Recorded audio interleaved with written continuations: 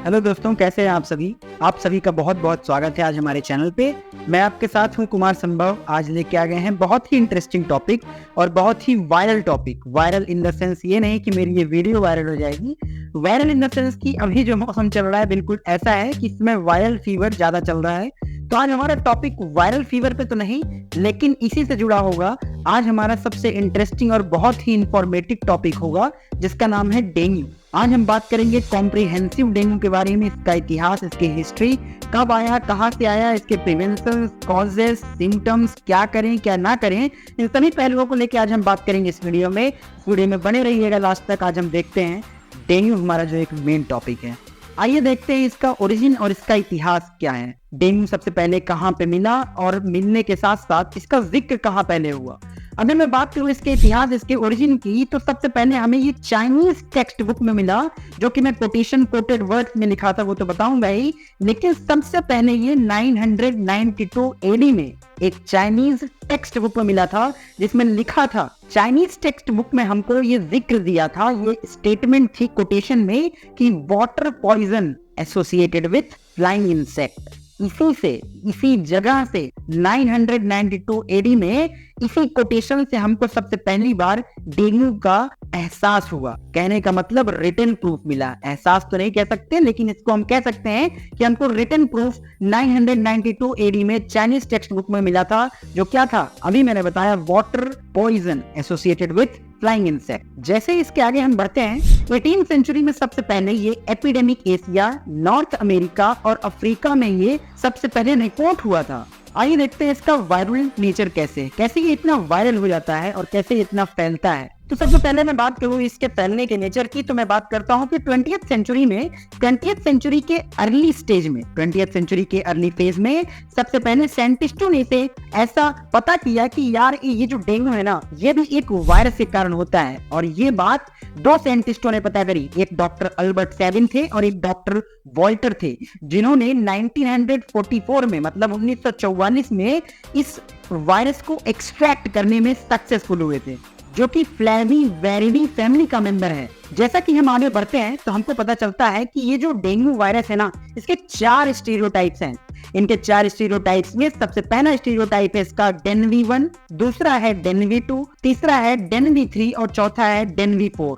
आइए देखते हैं कि आखिर इसका ट्रांसमिशन कैसे होता है और ये मॉस्किटो से कनेक्ट कैसे होते हैं। ठीक है, तो इसके पहले मैं बताऊं कि इनका कनेक्शन कैसे है मॉस्किटो से, तो उसके पहले हमें जानना ये जरूरी है कि यार ये 3 तरीके के होते हैं। ये 3 तरीकों में सबसे पहला होता है एनोफिलीज, जिसके कारण हमें होता है नॉर्मल मलेरिया, और दूसरा है हमारे पास एडीज, जिसके कारण होता है हमें डेंगू, और तीसरा है हमारे पास क्यूलेक्स, जिसके कारण एलिफेंटेसिस, जिसको हम बोलते हैं हाथी पांव, या फिर इसी को हम फिलेरिएसिस भी कहते हैं।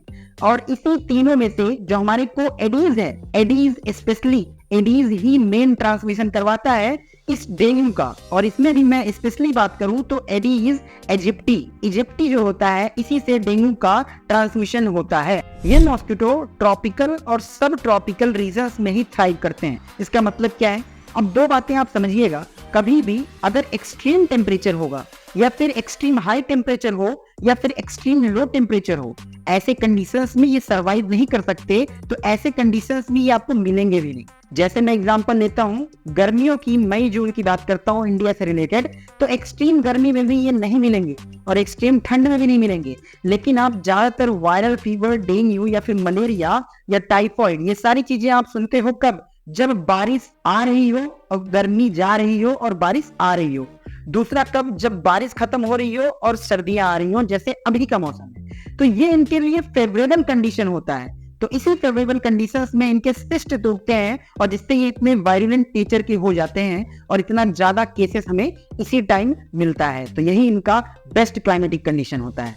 आइए बात करते हैं इसमें हम सिम्टम्स की। आखिर कैसे सिम्टम्स इस डेंगू में हमें दिखते हैं। सबसे पहले मैं बात करूं तो डेंगू में सबसे पहला सिम्टम जो होता है, मेजॉरिटी सिम्टम तो बहुत कुछ होते हैं बताऊंगा, लेकिन सबसे पहले आपको इसमें नॉर्मल फीवर से लेके आपको इसमें हीमोरेजिक कंडीशन यानी डेंगू हीमोरेजिक फीवर यानी DHF भी दिखता है। और यही DHF जो है हमारे को ये रेंज करता है, DHF से लेके ये डेंगू शॉक सिंड्रोम बोले तो DSS तक रेंज करता है। और इसमें हम कॉमनली अगर बात करें तो कॉमनली इसमें क्या होता है, नॉर्मल फीवर हाई फीवर तक जा सकता है। और सबसे कॉमन ये होता है कि इसमें आपके जॉइंट पेन सबसे ज्यादा अहम इसमें है। जॉइंट पेन हो गया, पेन बिहाइंड द आईज हो गया, आपके मस्कुलर पेन, आपको जो है बहुत थकावट लगेगी, बहुत जल्दी रूडनेस आएगी, रैशेस होंगे और मस्कुलर पेन होगा आपको। और ये चीजें और भी डेडली हो सकती हैं अगर प्रॉपर मेडिकेशन ना लिया गया तो। इसमें हम बात करेंगे मेजर आउटब्रेक्स के और ये ग्लोबल लेवल पे कैसे गया। 20th सेंचुरी में बात करूं तो जब ये रैपिड स्प्रेड हुआ था, जो कि मोर देन 100 कंट्रीज से ज्यादा कंट्रीज में ये स्प्रेड हुआ था रैपिडली।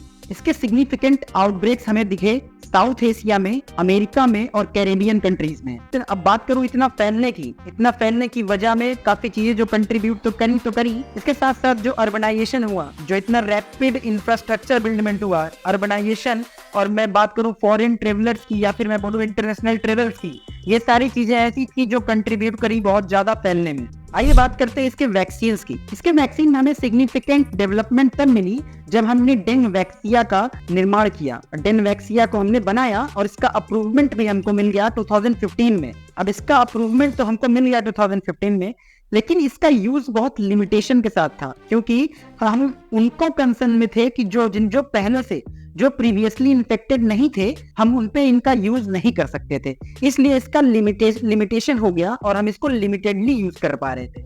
इसमें हम बात करेंगे कि आखिर कौन सा हमारा बॉडी ऑर्गन है या फिर क्या है जो हमें बहुत ज्यादा इन्फेक्ट करती है इन कंडीशंस में। अगर आपको डेंगू हो या मलेरिया हो या फिर टाइफाइड हो या फिर आपको जॉइंटिस हो, मैं बताता हूँ एक बहुत ही अंडररेटेड ऑर्गन है अपनी बॉडी का, जिसको हम लोग बोलते हैं लीवर।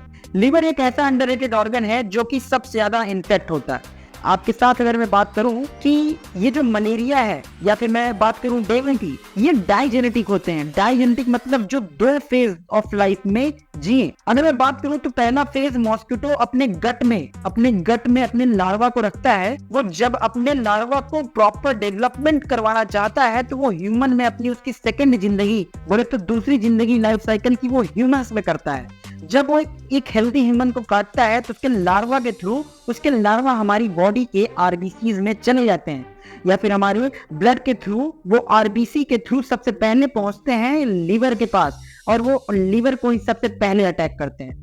याद रखिएगा, लीवर में पहुंचते ही वो मल्टीपल डिवीजन करवाएंगे और जब मल्टीपल डिवाइड होके वो लीवर में एक इन्फ्लक्स करवा देंगे, अचानक रैपिड डेवलप करवा देंगे। होगा क्या कंडीशन? ऐसी कंडीशन में एक कंडीशन आती है हीमोरेजिया कंडीशन, जो कि मैंने आपको बताया। ऐसी कंडीशंस में इंसान को, एक नॉर्मल जो इंसान था उसमें एक चिलिंग, एक फीवर आपको नजर आएगी और वीकनेस महसूस होगी। इसीलिए इसका सबसे बेस्ट इलाज है कि अगर जब भी आप इसके कोई ड्रग्स लेते हो, इसको आप इसके प्रॉब्लम से सही होने के लिए, इसके इलाज के लिए, तो आप नोटिस करना आपको लीवर से रिलेटेड ही टैबलेट्स दी जाती हैं और कुछ एंटीबायोटिक दी जाती हैं। इनमें खास तौर पे ध्यान क्या रखना है कि इस कंडीशंस में लीवर ही सबसे ज्यादा इफेक्ट होता है, तो खाना इस टाइम पे कम खाना होता है। आपको स्पाइसी चीज नहीं खानी होती है, ऐसी चीज जिसमें डाइजेशन में दिक्कत हो। क्यों? क्योंकि आपका लीवर तो इन्फेक्टेड है ना।